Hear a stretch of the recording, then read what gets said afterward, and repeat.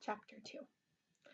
It is useless for me to describe to you how terrible Violet, Klaus, and even Sunny felt in that time that followed. If you have ever lost someone very important to you, then you already know how it feels, and if you haven't, you cannot possibly imagine it. For the Baudelaire children it was of course especially terrible because they had lost both their parents at the same time, and for several days they felt so miserable they could scarcely get out of bed. Klaus found he had little interest in books. The gears in Violet's invention brain seemed to stop. And even Sunny, who of course was too young to really understand what was going on, bit things with less enthusiasm. Of course it didn't make things any easier that they had lost their home as well, and all their possessions. As I'm sure you know, it can be in one's own room, in one's own bed, can often make a bleak situation a little better, but the beds of the Baudelaire orphans had been reduced to charred rubble. Mr. Poe had taken them to the remains of the Baudelaire mansion to see if anything had been unharmed, and it was terrible. Violet's microscope had fused together in the heat of the fire, Klaus's favorite pen had turned to ash, and all of Sunny's teething rings had melted. Here and there the children could see traces of the enormous home they had loved, fragments of their grand piano, an elegant bottle in which Mr. Baudelaire kept brandy, the scorched cushions of the window seat where their mother liked to sit and read. Their home destroyed. The Baudelaires had to recuperate from their terrible loss in the Poe household, which was not at all agreeable. Mr. Poe was scarcely at home because he was very busy attending to the Baudelaire affairs. When he was home, he was often coughing so much he could barely have a conversation. Mrs. Poe purchased clothing for the orphans that was so grotesque colors and itched, and the two Poe children, Edgar and Albert, were loud and obnoxious boys with whom the Baudelaires had to share a tiny room that smelled of some sort of ghastly flower. But even given the surroundings, the children had mixed feelings when, over a dull dinner of boiled chicken, boiled potatoes, and blanched (the word blanched here means boiled) string beans, Mr. Poe announced that they were to leave his household the next morning. "Good," said Albert, who had a piece of potato stuck between his teeth. "Now we can get our room back. I'm tired of sharing it. Violet and Klaus are always moping around and are never any fun." "And the baby bites," Edgar said, tossing a chicken bone to the floor as if he were an animal in a zoo and not the son of a well-respected member of the banking community. "Where will we go?" Violet asked nervously. Mr. Poe opened his mouth to say something, but erupted into a brief fit of coughing. "I have made arrangements," he said finally, "for you to be raised by a distant relative of yours who lives on the other side of town. His name is Count Olaf." Violet, Klaus, and Sunny looked at one another, unsure of what to think. On one hand, they didn't want to live with the Poes any longer. On the other hand, they had never heard of Count Olaf and didn't know what he would be like. "Your parents will," Mr. Poe said, "instructs that you be raised in the most convenient way possible. Here in the city, you'll be used to your surroundings, and this Count Olaf is the only relative who lives in the urban limits." Klaus thought this over for a minute as he swallowed a chewy bit of bean. "But our parents never mentioned Count Olaf to us. Just how is he related to us exactly?" Mr. Poe sighed and looked at Sunny, who was biting a fork and listening closely. "He is either a third cousin 4 times removed, or a fourth cousin 3 times removed. He is not your closest relative in the family tree, but he is the closest geographically. That's why—" "If he lives in the city," Violet said, "why didn't our parents even invite him over?" "Possibly because he was very busy," Mr. Poe said. "He's an actor by trade and often travels around the world with various theatre companies." "I thought he was a count," Klaus said. "He is both a count and an actor." Mr. Poe said, "Now I don't mean to cut short our dinner, but you children have to pack up your things, and I have to return to the bank to do some more work. Like your new legal guardian, I am very busy myself." The 3 Baudelaire children had many more questions for Mr. Poe, but he had already stood up from the table, and with a slight wave of the hand departed from the room. They heard him coughing into his handkerchief, and then the front door creaked shut as he left the house. "Well," said Mrs. Poe, "you 3 better start packing. Edgar, Albert, please help me clear the table." The Baudelaire orphans went to the bedroom and glumly packed their few belongings. Klaus looked distastefully at each ugly shirt Mrs. Poe had bought for him as he folded them and put them into a small suitcase. Violet looked around the cramped, smelly room in which they had been living, and Sunny crawled around solemnly biting each of Edgar and Albert's shoes, leaving small teeth marks in each one so she would not be forgotten. From time to time the Baudelaire children looked at one another, but with their future such a mystery, they could not think of anything to say. At bedtime they tossed and turned all night, scarcely getting any sleep between the loud snoring and Edgar and Albert and their own worried thoughts.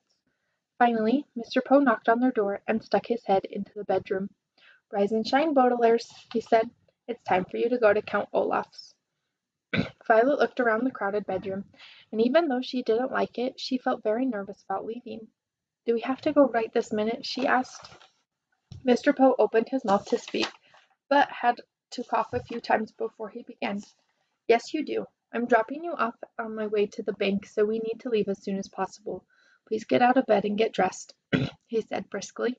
The word briskly here means quickly, so as to get the Baudelaire children to leave the house. The Baudelaire children left the house. Mr. Poe's automobile rumbled along the cobblestone street of the city toward the neighborhood where Count Olaf lived. They passed horse-drawn carriages and motorcycles along a dum-drum drive. They passed the fickle fountain, an elaborately carved monument that occasionally spat out water in which young children played. They passed an enormous pile of dirt, which the royal gardens once stood. Before too long Mr. Poe drove his car down a narrow alley lined with houses made of pale brick, and stopped halfway down the block. "Here we are," Mr. Poe said, in a voice undoubtedly meant to be cheerful. "Your new home." The Baudelaire children looked out and saw the prettiest house on the block. The bricks had been cleaned very well, and through the wide and open windows you could see the assortment of well-groomed plants. Standing in the doorway with her hand on the shiny brass doorknob was an older woman, smartly dressed, who was smiling at the children. In one hand she carried a flower pot. "Hello there," she called out. "You must be the children Count Olaf is adopting." Violet opened the door of the automobile and got out to shake the woman's hand. It felt firm and warm, and for the first time in a long while Violet felt as if her life and the lives of her siblings might turn out well after all. "Yes," she said. "Yes, we are.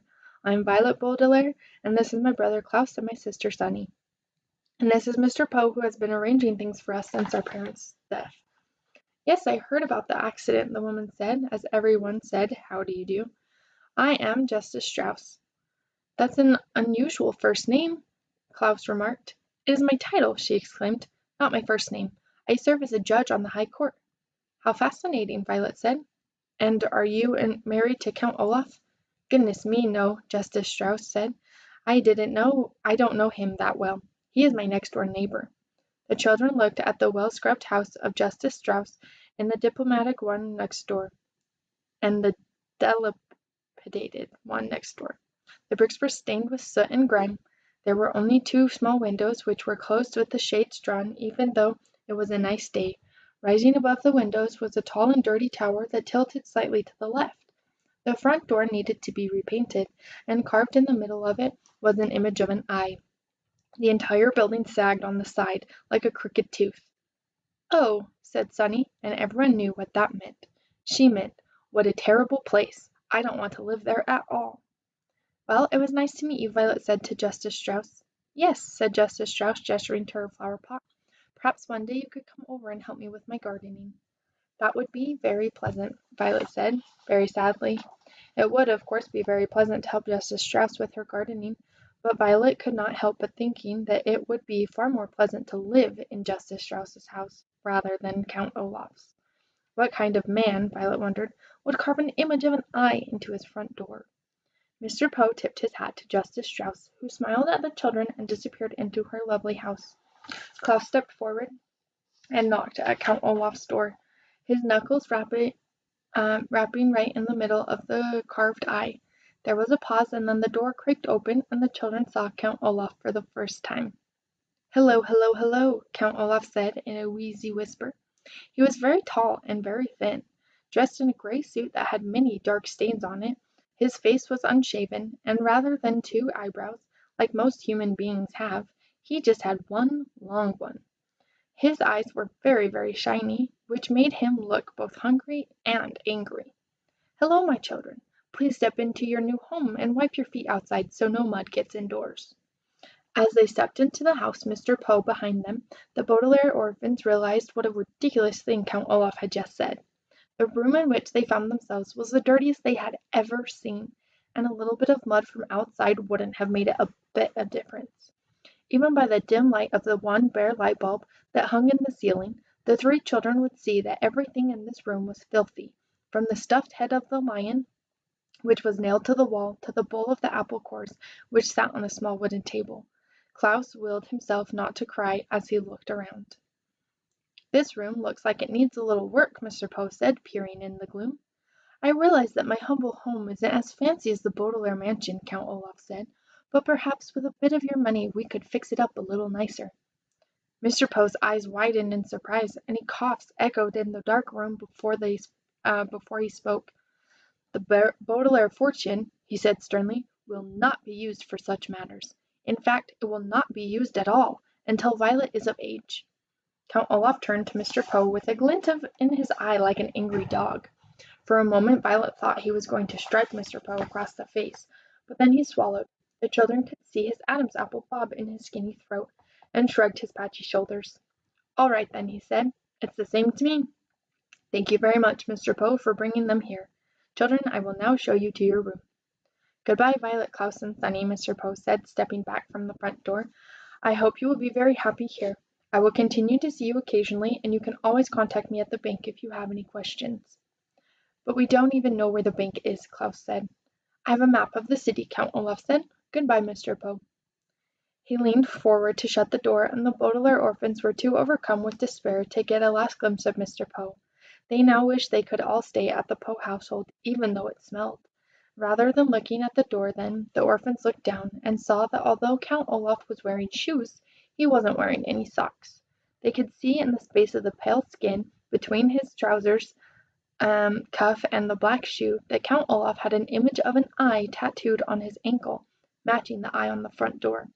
They wondered how many other eyes were in Count Olaf's house, and whether for the rest of their lives they would always feel as though Count Olaf were watching them, even when he wasn't nearby.